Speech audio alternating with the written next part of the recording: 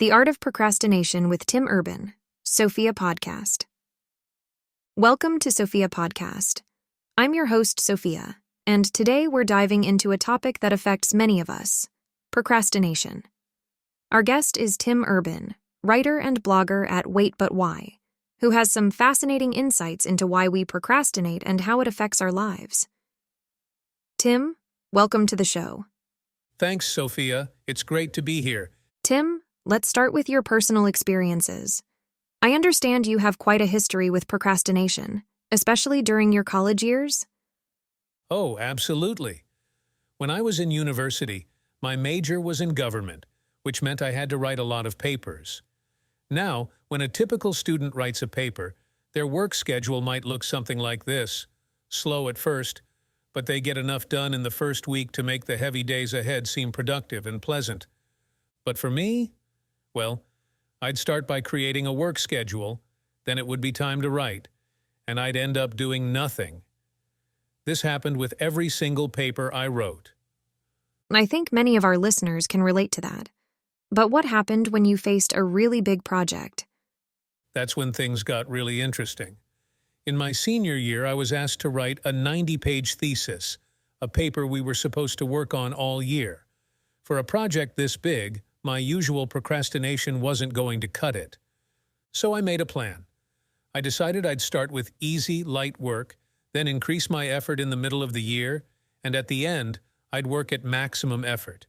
It would be easy, like climbing stairs step by step. How hard could that be, right? Let me guess, it didn't quite work out that way. You've got that right, Sophia. The first few months flew by and I hadn't done a thing, so I adjusted my plan a little, then a little more. Suddenly, half the year was gone, and I hadn't written a single word.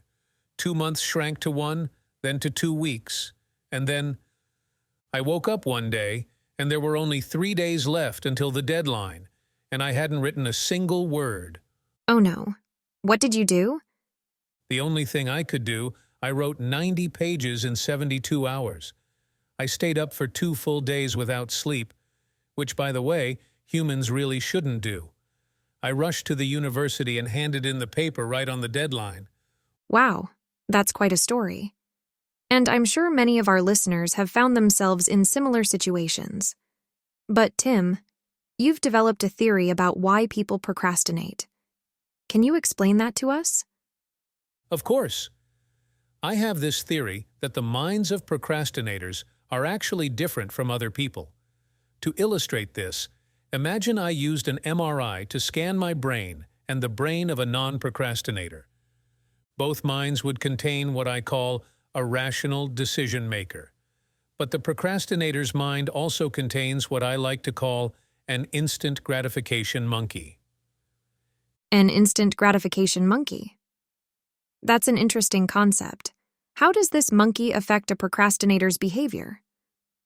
Well, everything is fine until the rational decision maker says, "Okay, it's time to get to work." That's when the monkey takes over.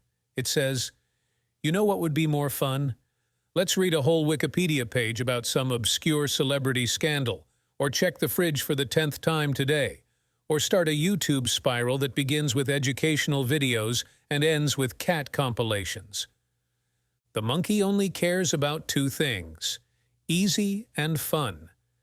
And it has no concept of past or future. Only the present moment matters. I think many of us can relate to that kind of distraction. But if the monkey is always in control, how does anything ever get done? That's where the panic monster comes in. The panic monster is usually asleep, but it wakes up when a deadline gets too close, or there's a danger of public embarrassment, or any other scary consequence. The panic monster is the only thing the monkey is afraid of. It's the emergency brake, the only reason a procrastinator ever manages to get anything done. This is a fascinating way to look at procrastination, Tim. But is all procrastination the same? That's a great question, Sophia. Actually, there are 2 types of procrastination, and understanding the difference is crucial. The first type is the deadline-driven procrastination I've been describing. It's frustrating and stressful, but the panic monster usually ensures things get done eventually. But there's a second, more insidious type, the kind that happens when there are no deadlines. This might involve our biggest goals and dreams, starting a business, creating art, working on relationships, or taking care of our health. These things are easy to put off indefinitely because there's no panic monster to save us. That's a sobering thought. How can we visualize the impact of this long-term procrastination? I like to use what I call a life calendar. Imagine a grid where each box represents 1 week in a 90-year life. When you see it laid out like that, you realize there aren't actually that many boxes, especially when you consider how many we've already used up. This calendar is a stark reminder of our mortality and the finite time we have. It forces us to think about what we're really procrastinating on because everyone has something they're putting off in life. That's a powerful visual, Tim. As we wrap up, do you have any final advice for our listeners who might be struggling with procrastination? Absolutely, Sophia. First, recognize that we all procrastinate to some degree. The key is to be aware of our tendencies and make conscious choices about how we spend our time. For the big, important things in life, those without deadlines, we need to find ways to motivate ourselves without external pressure.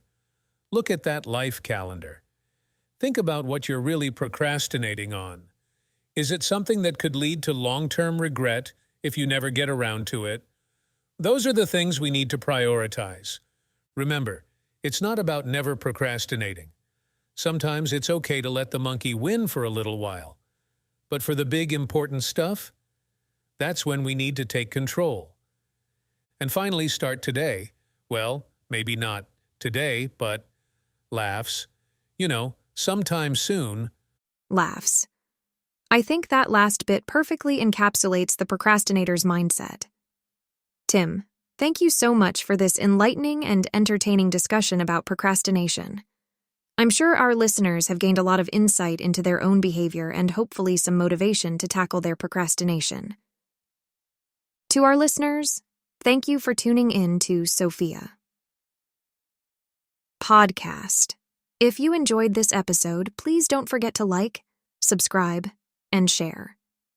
And maybe, just maybe, use some of Tim's advice to start that project you've been putting off.